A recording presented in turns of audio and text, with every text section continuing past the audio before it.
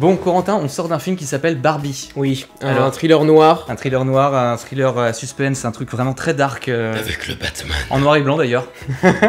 Non, pas du tout. Non, le film de Mattel. De Mattel. Du Mattel Cinematic Universe. Complètement. Alors, qu'est-ce que t'en as pensé, toi, Corentin, en sortant tes premières impressions sur ce film? Il y a des choses que j'ai appréciées, on a rigolé quelques fois quand même, une bonne dizaine de fois, moi je pense. Ouais. Voilà, après c'est pas un film que je reverrai. Ben, moi, je l'ai trouvé plutôt pas mal. Je l'ai trouvé coloré, assez fun.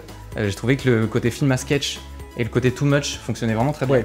Et j'ai trouvé que globalement, les idées féministes étaient plutôt bien rendues dans ce film. C'est l'histoire donc de Barbie, évidemment, qui est jouée par Margot Robbie et qui vit à Barbieland, un monde fantasmé, très rose, issu de l'imagination, mais en même temps très réel, puisque bah, en fait, cette Barbie-là va avoir un problème. Elle va se mettre à avoir des pensées suicidaires. Ça vous arrive de penser à la mort? Elle va se mettre à avoir des pensées Des déjà. pensées de mort, déjà. Et puis, Oui, et puis des pensées tout aussi. court. Donc, elle va sortir de sa loupe Voilà. du monde parfait et elle va avoir un problème et donc elle va faire irruption dans le monde réel, dans le monde de ses créateurs et il va se passer tout un tas d'aventures. Bah, donc moi je trouvais effectivement ce qui fonctionnait bien, c'était le côté plastique, le côté van, private joke sur Barbie, les Barbie entre elles, les Ken avec les Barbie, enfin tout ce côté d'exploiter l'univers, je trouvais que ça fonctionnait plutôt bien. Ouais. Dans la réa, Les jouets et tout, même si les moi, jouets, je les connais pas tous, j'ai eu une Barbie mais voilà c'est tout. Ah ouais? J'ai reconnu des fringues, des trucs, les rollers. Oui, des même les accessoires vêtements, comme ça. on dirait qu'ils sont faits pour des poupées alors que c'est des Ouais. humains qui les portent. Complètement. Donc En tout cas, les l'univers est très, très accessoiristes... bien. Ouais. Bon, en même temps, faut dire que le producteur c'est Mattel. Et la Warner. Ouais, et la Warner. Donc du coup, ils étaient quand même plutôt bien outillés. D'ailleurs, c'est une très très belle pub. Voilà, c'est quand même une géante pub pour Barbie. Ouais, c'est quand même assez fou. Hein. Belle pub pour Barbie qui en profite, enfin et Mattel qui en profite pour un peu aussi Redorer le blason. Ouais. Dire non mais nous on est quand même un peu woke et tout, genre on est dans l'époque. Ouais, alors après bon, voilà, on y croit pas. Toi, qu'est-ce que t'en as pensé de ce truc d'essayer aussi de racheter un peu l'image de Barbie qui est un peu écornée aussi Moi j'y crois pas trop parce que le propos qui est porté, je trouve, est pas porté jusqu'au bout et on reste dans des trucs très schématiques. Ça n'apporte rien de neuf et de rien de particulier à l'univers de Barbie. Ça aurait été intéressant d'avoir les pensées des Barbie entre elles. Et là, en fait, on monte un peu deux camps qui sont globalement les Barbie et les Ken, les hommes et les femmes dans le vrai monde ou pas.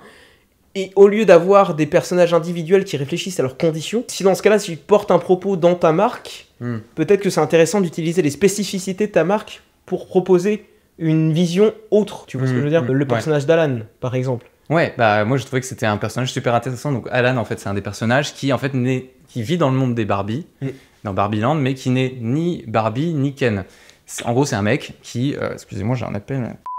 En gros, c'est un mec qui, en fait, n'a pas du tout les attributs de la virilité à la Ken. C'est-à-dire qu'il n'a pas des gros muscles saillants, il a pas le sourire ultra bright, il a des petits bras, il a des petites jambes fines. C'est joué par Michael Cera. Et moi, je trouvais que c'était un personnage hyper intéressant, Alan, parce que justement, il se reconnaît pas dans les critères de ce monde très très binaire qui est les Barbie d'un côté, ultra féminines, ultra girl power, parce que qui ont des positions dominantes dans la société des Barbie et tout, ni les Ken qui sont des espèces de playboy comme ça, un peu écervelés, tout ça. Complètement écervelé, Ouais. Mais il était Mais finalement, il est un peu sous-utilisé ce personnage. Bah, il est même pas du tout, il est tourné en ridicule. Bah, il est tourné en ridicule, finalement il est suiveur parce qu'il est obligé de rattacher un camp, il est obligé d'être dans le camp des Ken puis dans le camp des Barbie. Et en fait, ce personnage, c'est dommage quoi, il lui arrive rien. Et en fait, c'est hyper triste son histoire. Parce qu'il est tout seul tout le temps. Globalement, on a un problème d'enjeu dans le film. C'est-à-dire que ça veut mettre des enjeux donc de société, etc.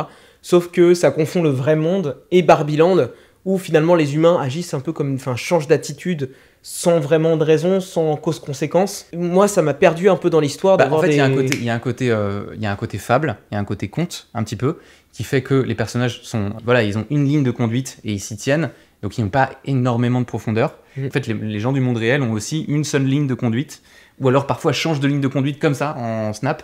Et du coup, c'est vrai que des fois, tu te dis, waouh, ça va un peu vite, quoi. Bah, le truc, c'est que ça aurait pu fonctionner si seulement on nous avait pas mis des enjeux aussi actuels et aussi politiques. Tu vois, là, on a essayé de mettre un truc sérieux avec des personnages qui n'ont aucune profondeur, ce qui fait que ça donne quelque chose de plutôt schématique. Alors que pour moi, ça marche, tu vois, ce côté... donc en fait, parce que c'est un film ouvertement féministe aussi, qui veut justement... c'est une publicité ouvertement féministe. Ouais, c'est pas pareil, quand même. Oui, non, mais c'est ça. En tout cas, on sent qu'il y a des valeurs féministes qui sont portées par le film. Par la marque. Et par la marque. Et c'est ça, en fait, qui est un petit peu gênant, c'est qu'on se demande ce qui est porté par la marque, ce qui est porté par le film. C'est un petit peu, voilà.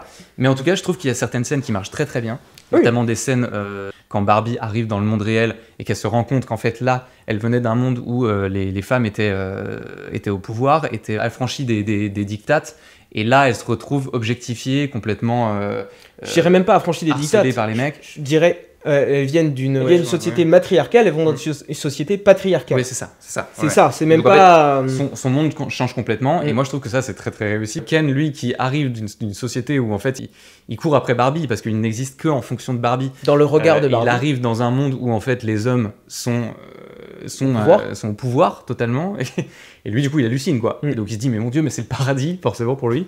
Avec des hommes et des chevaux. Ouais, c'est ça, avec des hommes et des chevaux. Et alors du coup, à qui tu le destinerais ce film? Globalement, si vous voulez pas vous prendre la tête comme nous sur des débats de fond, en mode oui, mais c'est vrai que la représentation... Si vous voulez juste rigoler, voir Margot Robbie et Ryan Gosling en Barbie et en Ken, et que c'est un peu votre enfance aussi, je pense que c'est un film qui peut tout à fait vous satisfaire. Il y a des scènes de chant, des scènes de danse, il y a un côté presque un peu comédie musicale, même si c'en est pas vraiment une, mais qui est assez agréable à regarder. Il y a aussi plein de petits trucs un peu bonbons, il y a tout le casting quasiment de Sex Education qu'on retrouve. C'est un film comme Lego à Easter egg. Ouais, c'est ça. Si tu ne vas pas plus loin... si tu... en fait, il y a la psychologie des personnages est quand même assez schématique. Voilà. Donc du coup, voilà, mais en même temps, ça reste Barbie, et donc du coup, Barbie c'est un jouet, donc c'est aussi des... Ah, et si vous aimez bien les publicités de jouets aussi. Aussi, peut-être. Si vous aimez bien feuilleter les calendriers de jouets... Si vous faites encore ça, ce film est pour vous.